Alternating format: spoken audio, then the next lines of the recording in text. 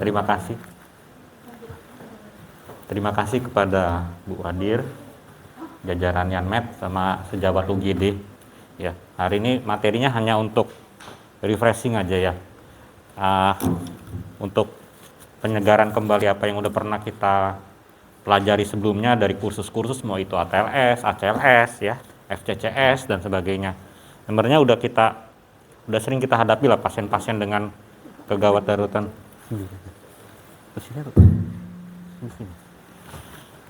Di sini. Yang belakang kelihatan nggak kalau di sini? Kelihatan yang belakang? Iya, udah sering dihadapi lah kasus-kasus bedah saraf ya. Dari dulu memang mungkin kebanyakan di sini kasusnya itu terutama tentang kecelakaan lalu lintas ya sama stroke. Tapi apapun itu prinsipnya sama seperti tata laksana kegawat daruratan pada penyakit-penyakit yang lain ya. Jadi biasanya yang datang ke UGD pasien-pasien itu dengan kegawat daruratan ya. Yang paling sering ditemukan ini gangguan kesadaran ya, turun kesadarannya. Kita harus membedakan apakah gangguan kesadarannya ini memang murni karena ada sesuatu kelainan ataukah memang tidur ya. Kemudian pada presentasi ini akan dijelaskan tentang pendekatan gangguan kesadaran itu sendiri seperti apa, kondisi-kondisi yang menyertainya. Nah, ini yang sering kita abaikan. Kadang-kadang kita hanya fokus pada gangguan kesadaran di kepalanya ya, di otaknya, padahal banyak kondisi yang menyertainya. Terutama pada kasus-kasus pasien dengan multiple trauma atau misalkan dengan intoksikasi alkohol atau yang lainnya. Kadang-kadang ini miss ya. Ini nggak sempat kita identifikasi, kita fokus hanya yang di kepala. Padahal misalkan intoksikasi maupun keracunan yang lainnya mempengaruhi airway breathing circulation, tapi karena kita terlalu fokus pada kepalanya, pada D-nya, jadi ABC-nya ini jadi lost. Padahal sebelum menilai D, yang harus kita nilai itu ABC-nya dulu. Ya. Kemudian perlu dilakukan evaluasi dan pengobatan terhadap cedera sekunder. Kalau misalkan pada cedera-cedera primer yang langsung terjadi setelah kecelakaan atau kejadian jejas, itu nggak akan bisa kita cegah. Yang bisa kita lakukan, yang kita cegah adalah cedera sekundernya. Jangan sampai terlalu berat sehingga akan mempengaruhi outcome pasien. Ya, kalau pemeriksaan awal kita harus mengetahui tingkat kesadaran pasiennya itu dulu dan fungsi otaknya sehingga perkembangan pasien kita bisa pantau. Ya.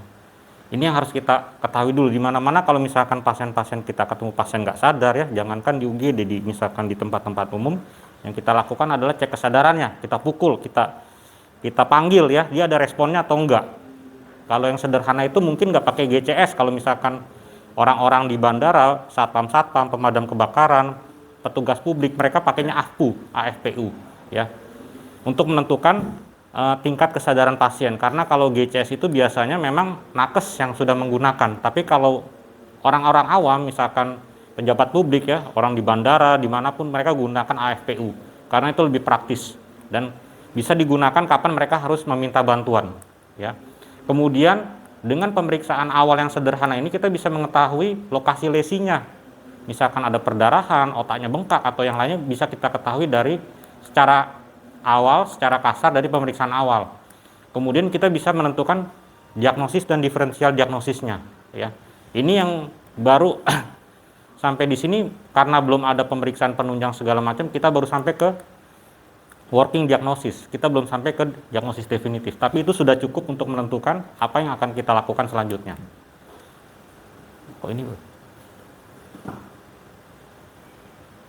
Oh, ini kayak dari mana kita memulainya? Ini kayaknya kepotong ini slide-nya ini ya. Kalau kita memulainya ya prinsip-prinsipnya kan ada primary survey ya, kemudian dilakukan dengan resusitasi dan secondary survey, kemudian dilanjutkan dengan terapi definitif. Jadi kalau pada primary survey itu seperti kita ketahui ABCDE ya. Misalkan dia ada gangguan di A, yang kita kerjakan, yang kita langsung perbaiki A-nya ya. Tapi biasanya pemeriksaan ABC itu simultan, jadi nggak A doang diperiksa, kemudian baru periksa B, kemudian baru periksa C, kemudian baru periksa D, enggak. Contohnya misalkan kita ketemu pasien yang nggak sadar di jalan atau misalkan di tempat umum ya. Kalau misalkan kita tepok-tepok, dia bisa sadar, dia bisa ngomong dengan bagus, otomatis kan airway-nya pasti bagus, breathing-nya pasti bagus, sirkulasinya pasti bagus. Walaupun kita udah tahu nilai D-nya, karena dengan GCS 15, biasanya orang itu RW-nya itu bagus, karena dia bisa ngomong nyambung. Kalau dia bisa ngomong nyambung, berarti jalan napasnya, pita suaranya itu bagus, ya. Kemampuan dia napas itu bagus, nggak ada sesak. Dan kalau dia orientasinya bagus, kemungkinan memang sirkulasi ke otaknya bagus, sirkulasi darah. Jadi dia memang kemampuan untuk memorinya masih bagus. Nah, jadi kita periksanya secara simultan. Jadi nggak A doang kita koreksi, B doang kita koreksi. Biasanya kita kerjakan secara simultan, ya. Tapi kalau memang misalkan ada gangguan di A, misalkan dia udah partial obstruction di airway, ya kita langsung kita atasi, kita resusitasi airway-nya, ya. Kalau misalkan ada gangguan breathing, misalkan pneumotorak, tanpa harus ke C pun kita langsung bisa tata laksana. Terutama kalau misalkan cedera-cedera mayor kayak tension pneumotorak, ya, yang dimana dari pemeriksaan klinisnya itu udah jelas, kita langsung bisa tata laksana. Karena dari teman-teman yang di UGD pun tahu sebenarnya tension pneumotorak contohnya itu kan nggak wajib pemeriksaan dilakukan dengan menggunakan ronsen. Sebenarnya dari klinis dan pemeriksaan fisik pun itu ketahuan dia, ya. Kecuali ada kasus-kasus misalkan simpel pneumotorak agak sulit kalau dari klinis doang. Tapi kalau namanya tension pneumotorak dari pemeriksaan fisik, dari anamnesa, dari kita lihat pun sebenarnya udah tahu, ya. Lebih baik kita buat tension pneumotorak itu kita buat open pneumotorak dibandingkan kalau misalkan tension pneumotorak itu kita biarkan. Karena kalau saya cerita lebih banyak ya pasti teman-teman udah tahu lah nanti misalkan ada gangguan venous return dan sebagainya dari tension pneumotorak. Jadi memang sebaiknya tension pneumotorak kalau misalkan ada gangguan breathing itu kita kerjakan saat itu juga, ya, sebelum kita beralih ke C. Karena C itu sirkulasi itu terganggu karena misalkan ada tension pneumotorak, ya, karena venous return terganggu dan sebagainya. Yaitu sekilas doang, ya, ini di luar ilmu bedah sarafnya. Cuman mungkin itu yang perlu diperhatikan lagi kalau kita di UGD. Nah, kemudian ini resusitasi, ya. Jadi apa yang kita temukan kita koreksi, ya, karena nilai GCS itu sendiri tanpa dia ada kerusakan di otak, misalkan dia ada gangguan napas, gangguan airway, gangguan sirkulasi, GCS-nya pun bisa berubah, bisa turun, bisa jelek tanpa ada gangguan di otak, ya. Karena suplai darah ke otak sangat dipengaruhi oleh C. Walaupun misalkan di otaknya bersih nggak ada apa-apa, tapi pasiennya shock, ya GCS-nya nggak 15. Yang dikoreksi bukan D-nya, tapi C-nya, atau A-nya, atau B-nya, ya. Kemudian secondary survey, ya, pemeriksaan dari head to toe, dari atas sampai ke bawah, ya. Ini setelah dipastikan primary survey-nya clear, ya. Dan evaluasi primary survey itu nggak cuma sekali biasanya, biasa berkali-kali. Kalau misalkan sekali udah sempat clear, kita cek lagi, kita evaluasi ulang, benar memang clear atau enggak. Kalau memang di kemudian hari, di kemudian waktu dia ada gangguan airway, kita benerin dulu airway-nya. Jadi pasien trauma itu statusnya memang kondisinya dinamis, enggak. Kalau kita bilang clear, sampai ke belakangnya clear, enggak. Ya, apalagi kasus-kasus misalkan pada udema laring yang bisa berkembang late onset, ya. Kemudian dilakukan terapi definitif, entah itu dia bedah saraf, bedah torak, atau yang lainnya. Nah, ini tadi saya udah sempat singgung, ya. Primary survey ABCDE, ya, teman-teman udah tahu lah. A itu bukan cuma airway, tapi si spine control. Nah, ini masalahnya yang kadang-kadang mungkin jadi perhatian kita juga. Pada kasus-kasus cedera kepala di mana pasien-pasiennya itu nggak sadar, selain dilakukan CT scan, mungkin baiknya kita lakukan ronsen cervical, AP lateral, untuk menyingkirkan ini. Ada masalah nggak di cervicalnya? Memang masih kasar, karena kan cuma ronsen kelihatan tulangnya, tapi dari situ kita bisa lihat perlu penanganan khusus nggak untuk spine-nya. Karena kalau misalkan dia C-nya ini bermasalah tapi kita miss, nggak terdiagnosis, maka dia bisa menyebabkan kerusakan semuanya. Karena kalau cervical itu kan dia bisa menyebabkan, yang phrenikus itu C345 bisa menyebabkan paralisis abdomen, atau misalkan kalau dia upper cervical dia bisa menyebabkan gangguan pada batang otak bagian bawah yang akan mengganggu breathing sama sirkulasinya, karena batang otak itu kan pusat pernapasan dan pusat kardiovaskular. Kemudian breathing dan oksigenasi, ini lupa saya tulis ini, ya. Jadi breathing itu kita lihat, ya, inspeksi, palpasi, perkusi, auskultasi, ya, kita lihat simetris atau enggak, ada jejas atau enggak, pola napasnya seperti apa, torakoabdominal, abdominotorakal, apakah ada napas-napas khusus, ya, misalkan Kussmaul atau Biot atau apneustik atau misalkan ataksik atau Cheyne-Stokes, itu kita lihat di sini.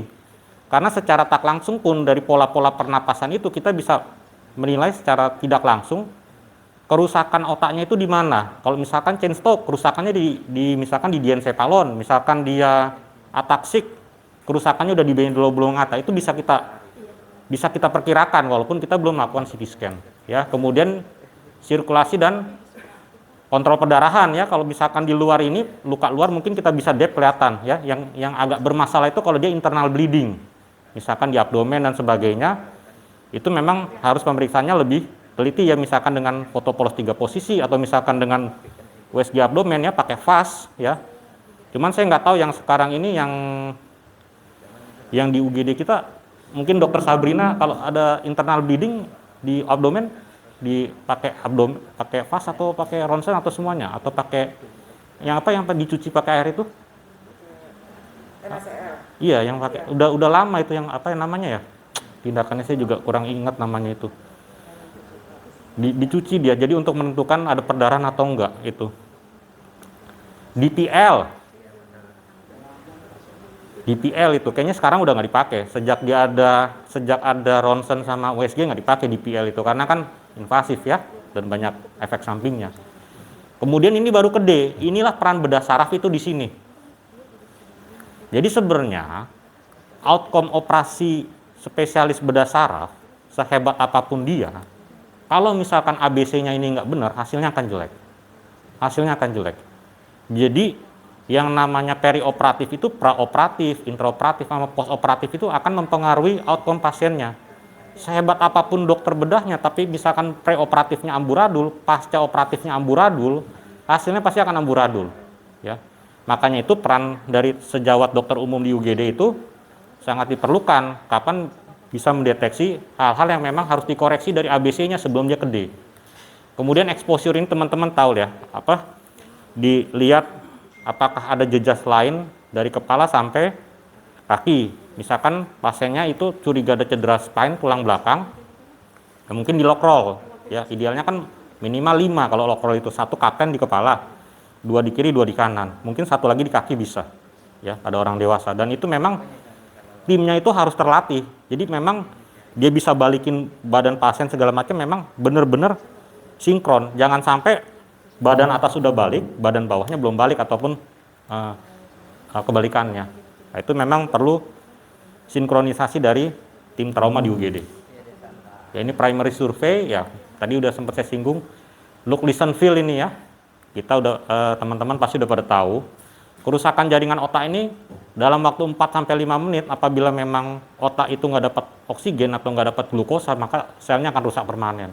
Karena sekitar 20% dari glukosa badan kita masuknya ke otak, dimakannya sama otak. 25% oksigen di tubuh kita dimakannya sama otak. Kalau misalkan di aliran darah ke otaknya nggak bagus, ya, karena satu dan lain hal, dalam waktu 4-5 menit itu otaknya akan hipoksia, anoksia, dan bisa terjadi infark atau iskemik. Ya. Kemudian simple manuver ini ada chin lift, head lift, jaw thrust. Cuman di bedah saraf ini yang biasa kita lakukan ini jaw thrust ya. Soalnya kalau head lift, chin lift itu yang kita takutkan nanti mengganggu kalau misalkan dia ada cedera servikal, terutama akan memperberat cedera servikal itu sendiri. Ya, jaw thrust pasti teman-teman udah sering melakukan lah ini. Itu ya. Kemudian kalau memang ada muntahan ya dikorek pakai jari. Kalau memang ada sumbatan jalan nafas. Kemudian setelah itu kita pasang oroparingeal airway atau nasoparingeal airway ya. Kalau misalkan ada teman-teman tahu, kalau misalkan ada curiga cedera fraktur basis kranii yang anterior, memang nggak dianjurkan pakai nasoparingeal airway karena takut nanti masuk ke intrakranial.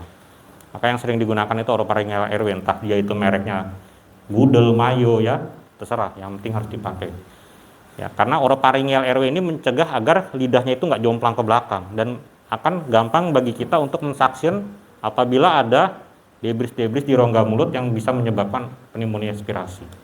Kemudian airway definitif pakai ETT ya.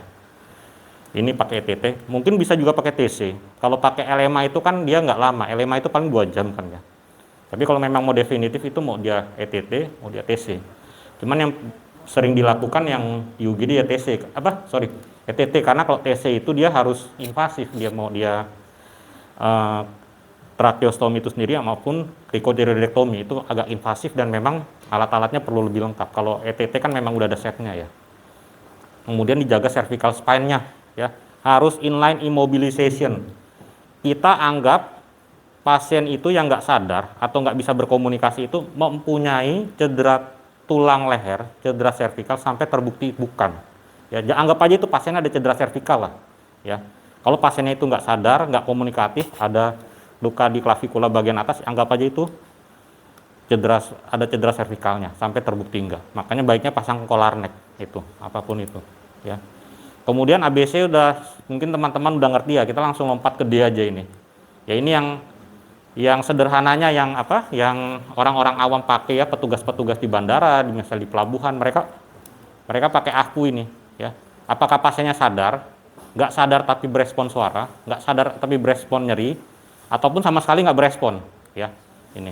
Tapi kalau kita sebagai dokter di UGD, kita pakainya GCS ya. Secara internasional pakai GCS. Ini hanya untuk yang memang non medis. Kemudian refleks pupil juga harus kita cek ya. Ukuran pupil, isokor, anisokor, refleks pupilnya positif atau negatif, refleks konsensual, non konsensual ya. Nanti itu teman-teman juga tahu lah, cuman hanya mengingatkan aja di sini. Dan yang perlu dicek ini gerakan ekstremitas, ada hemiparese atau enggak? Ada paraparese atau enggak? Kalau pasien-pasien cedera spine, misalkan ada paraparese, kalau misalkan cederanya di bawah dari T1, dia paraparese. Tapi kalau di atas T1, kemungkinan tetraparese atau tetraplegi. Cuman kalau dia masalahnya di center, di otak yang akan muncul gejalanya itu yang hemiparese, entah dia kiri, entah dia kanan ya. Ada memang perbedaan kekuatan antara sisi kiri dan sisi kanan tubuh. Itu walaupun hal itu sederhana, itu kita bisa dari informasi itu kita bisa tahu ini lokasi lesinya di mana, diagnosis topisnya. Kalau misalkan koas itu bilang diagnosis topisnya itu di mana, itu cukup membantu kita untuk menegakkan prognosis pasiennya. Ya resusitasi ya semua tahu ya, dengan menggunakan oksigen. Yang kemarin pertemuan pertama saya udah bahas, apakah dengan menggunakan nasal kanul, apakah dengan menggunakan simple mask atau NRM atau dengan ETT. Ya. Kemudian cairan intravena biasanya kita pasang dua jalur ya, karena kemungkinan takut syok. Makanya kita pasang 2 large bore, 2 jalur. Pakai kristaloid. Kalau memang dia murni cedera kepala tidak ada syok segala macam, kita pakai NaCl 0,9%. Tapi kalau memang dia kemungkinan ada syok, kita pakai RL. Kenapa? Karena NaCl ini dia osmolaritasnya mirip dengan serum darah manusia. Kalau RL ini dia hipoosmolar ya. Jadi NaCl itu dia gampang menarik cairan di otak masuk ke intravaskular, sedangkan RL ini dia dari intravaskular masuk ke intersisial atau interseluler. Ini makanya RL ini penting untuk pada kasus-kasus yang memang mengalami syok atau dehidrasi. Dan kalau misalkan pada pasien-pasien yang syok atau dehidrasi, pasien cedera kepala itu nggak boleh di 30 derajatin head up, di 0 derajat aja ya. Karena kalau misalkan 30 derajat sedangkan dia hipovolium, otomatis dia cairan yang ke otaknya akan sulit, makanya sebaiknya 0 derajat, kecuali memang murni cedera kepala. Kalau mau di 30 derajatin monggo nggak apa-apa, malah lebih bagus. Kemudian tanda-tanda vital ini harus dinilai ulang, nggak cuma sekali kita cek, kita berharap tanda vital itu sama seperti selamanya itu, karena harus dicek secara periodik ya. Lab ini ya, kalau saya sih lab sih biasa Indonesia Raya lah, mungkin teman-teman udah pada tahu juga ya, H2TL, elektrolit, GDS, ureum kreatinin ya, albumin kalau misalkan terlihat dia ada gangguan gizi ya. Kemudian dari teman-teman mungkin ada cek untuk COVID segala macam, teman-teman yang lebih tahu lah ya, untuk hepatitis B atau HIV segala macam, teman-teman yang lebih ngerti. Kemudian neuroimaging. Jadi neuroimaging itu diperiksa harusnya setelah semuanya ini lengkap ya. Neuroimaging itu bisa CT scan ya, bisa ronsen. Yang paling mungkin cepat dilakukan di sini ronsen sama CT scan ya. Itu. Dan kalau misalkan dia ada cedera spine ya, ini sangat penting. Lokalisasi lesi itu diagnosis topisnya sangat penting, karena spine itu kan ada cervical, thoracal, lumbal, sama sakral. Kita mau ronsen yang mana? Nggak mungkin dari atas sampai ke bawah kita ronsen kan? Karena dari pemeriksaan fisik yang bagus, diagnosa yang tepat, kita bisa cek ini mau di thoracal doang, atau mau di lumbal doang, atau mau di cervical doang, di ronsennya. Karena misalkan kalau ada fraktur, setelah di ronsen ya kita wajib untuk CT scan tulang belakangnya untuk mengetahui frakturnya itu seperti apa. Karena kan CT scan itu sangat baik untuk melihat konfigurasi tulang 3 dimensi. Ya, kecuali kita curiga misalkan kasus-kasusnya melibatkan jaringan lunak, misalkan tumor tulang belakang, atau misalkan dia ada HNP, maka disarankan dengan MRI. Tapi jarang pasien-pasien yang dengan HNP atau tumor tulang belakang ke UGD kan rata-rata kan yang cedera tulang belakang yang ke UGD. Jadi memang pengetahuan tentang CT scan itu penting, terutama level mana yang mau kita CT scan. Kemudian secondary survey ini tadi udah kita singgung ya, pemeriksaan dari atas ke bawah. Dan pemeriksaan neurologis yang lengkap, ini ada GCS ya. Fungsi batang otak ini sebenarnya kita bisa cek dari saraf cranialis dari 1 sampai 12 ya. Kemudian fungsi motorik, sensorik, otonom ya.